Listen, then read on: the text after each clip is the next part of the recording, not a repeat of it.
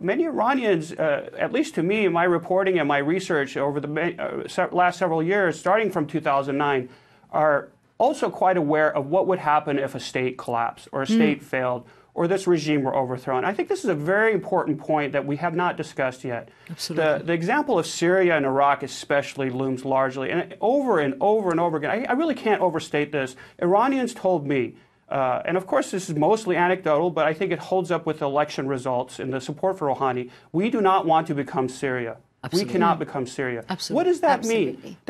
That means either a collapse from within, as many are now celebrating. Again, many of these tweeters I referenced earlier. It's as if we have limits on our imagination as to what's possible in Iran, or the capacity of ordinary Iranians who are absolutely upset to have agency or a capacity to have inner lives.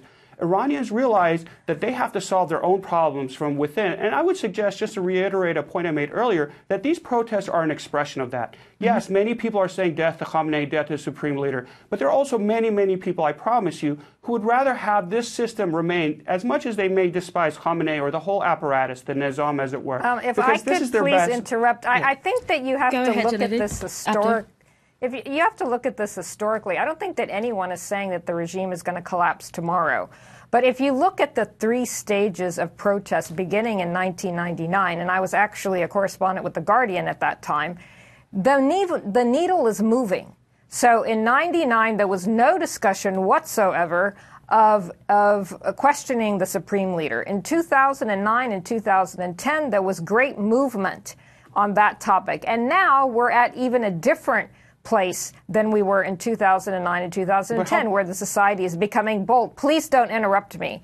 And so I think that you have to look historically at the 3 phases of protest. No one is saying the regime is going to collapse tomorrow, but to not acknowledge that red lines are being crossed now is not to understand what's happening. And I think, again, if you look at it historically, what has happened since 1999, we're at a completely different place for a lot of reasons, because of the development of technology, because the world is a different place now, because in 2010 even, or 2009, only 30% of Iranians, according to Harvard University, even had access to the internet. So we're at a different place now. And I think that if you look at the trajectory of Iranian politics in 2009?